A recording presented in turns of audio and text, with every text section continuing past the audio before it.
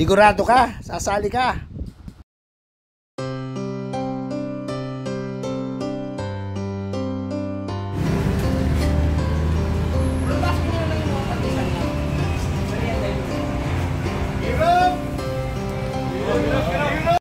Nagkita-kita kami mga idol dito sa shop ni Iron Gold. Try natin yung Enduro Challenge or manunod tayo. Yan mga idol, nakarating na tayo. Ang lugar nga pala nito dito sa Mesa Lipit, San Vicente, Santo Tomas to mga idol. Try naming sumali kung kakayanin, pero hindi sure mga idol ha.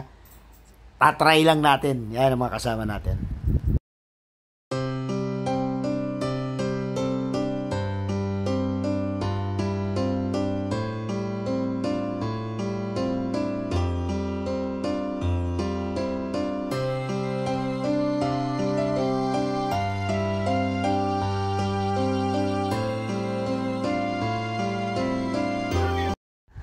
Ayun nga mga idol, nakasali tayo, nakairam tayo ng motor dito kay Kagawad Boboy. Shoutout sir!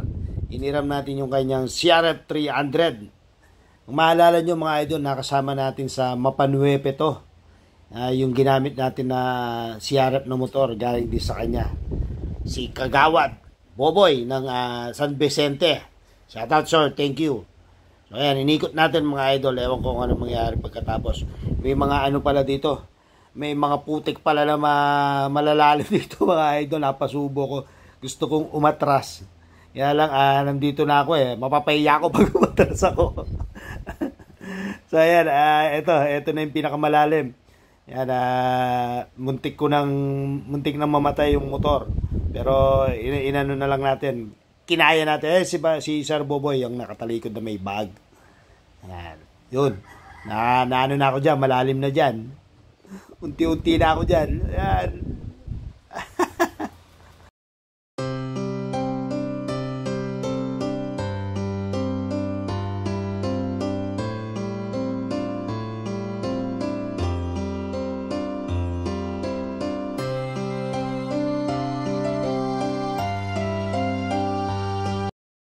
Makaalis kaya ako dito. Binibidyo pala tayo ni na Ate Tos saka si Sir Rodel, hindi ko alam niya. Ayan, hirap na hirap ang ano ko dyan. Hindi ko sinasadya mga idol, basang-basa ako dyan. Pati yung aking sapatos na lublob doon sa putikan. Pero thanks na rin at hindi ako natumba. Nakaya.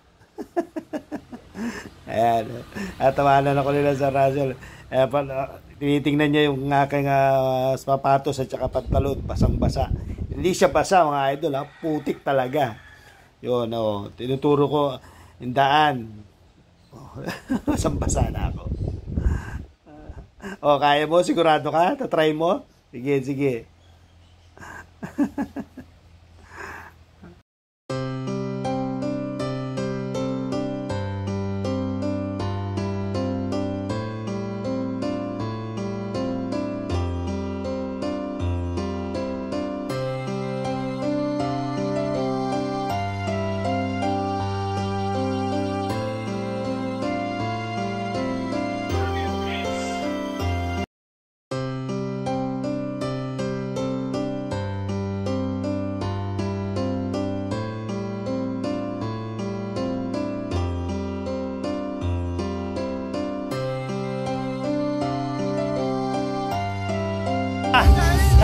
Nagputik ako eh. Kaya pinalit ako ng bago. Naputikan eh oh. Pinalit ako ng bago. Oh, siyempre. Awa sir. Wise! Siyempre! Yan nga pala yung medyas natin tsaka sapatos natin mga idol. Basang-basa. Wala mo tutukong expert. Kaya